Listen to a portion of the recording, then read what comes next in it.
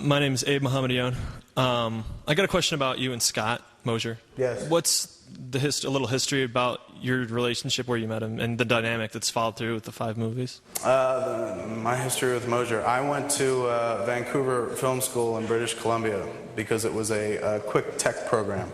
It was 8 months, $9,000 for 8 months.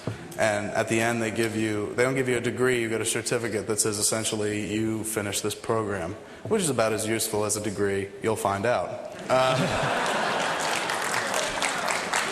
So while I was there for 4 months and then dropped out and went back to Jersey because I went for hands-on technical stuff. They were like, it's all practice, all practical, no theory. And then we got there and did theory for about 2-3 months.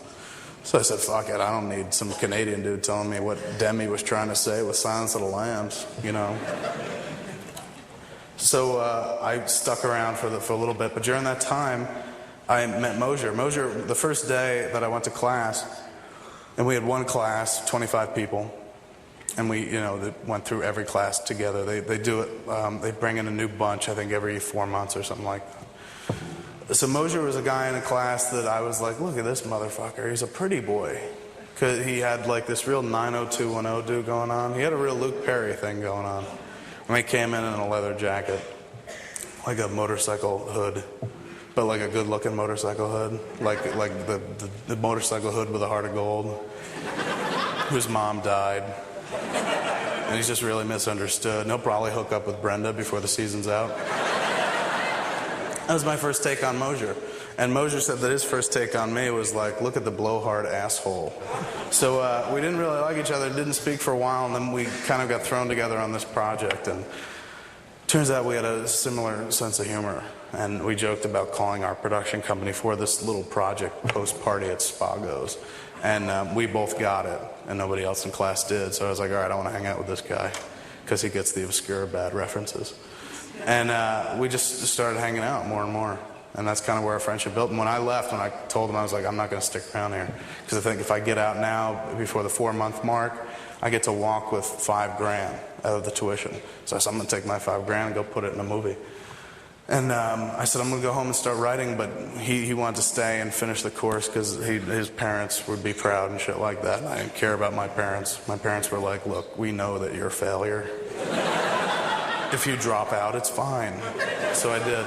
But I said, I'm going to go home and write, and when you get out, you write, and whoever gets done with the script first, the other will go and help the other one out. If you finish your script, I'll go up to Vancouver, we'll help you make your movie. If I finish mine, you come down and help me make mine. So I finished Clerks first, and he came down, and kind of got trapped into the role of de facto producer. Because nobody really goes to film school going like, I want to produce.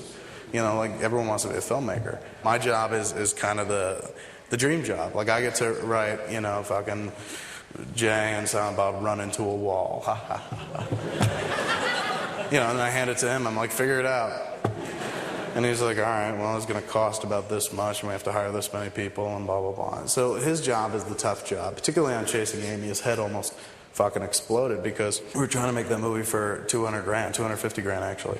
And initially we wanted to do it for $3 million. We had done Mallrats for $6 million. First one was $28,000. Second one, Mallrats, was $6 million. So we were like, we'll drop down and go to a sensible budget. Sensible budget would have been $3 million at that point.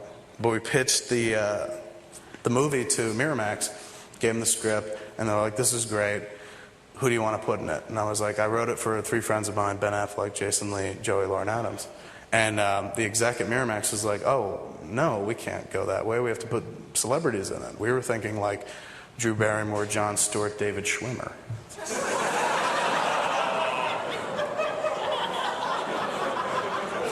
And I was like, why? Where'd you get that grouping from? Like, that's real random. You just picked those 3 off the top of your head? But they'd had kind of overall deals with them. So I said, no, but I don't want to do it with them. I want to make it with my people. I wrote it for my people. And the exec said words I will never forget. Kevin, it's not about making a movie with your friends. And I was like, really? Because that's been the whole point of my career. So I went to see Harvey Weinstein, the chairman, and I said, look, you guys want to do the movie at $3 million with a cast. We don't want to use the cast. I want to use the people I wrote it for. So why don't you let us go off and make the movie for like 200 grand, and we'll bring it back. If you like it, buy it. If not, we get to take it someplace else, because we have an overall deal with him at this point. And he said, 200 grand, I'll give you 250. And I said, oh my God, that's really fucking generous. All right, man, yeah, that's cool. So I went home and I told Mosier, I'm like, Harvey gave us the money for the movie. And he's like, get out of here. I said, yeah, man, I asked for one amount, he gave me more. And Mosier's like, that's fucking terrific, man. You're really good at this shit.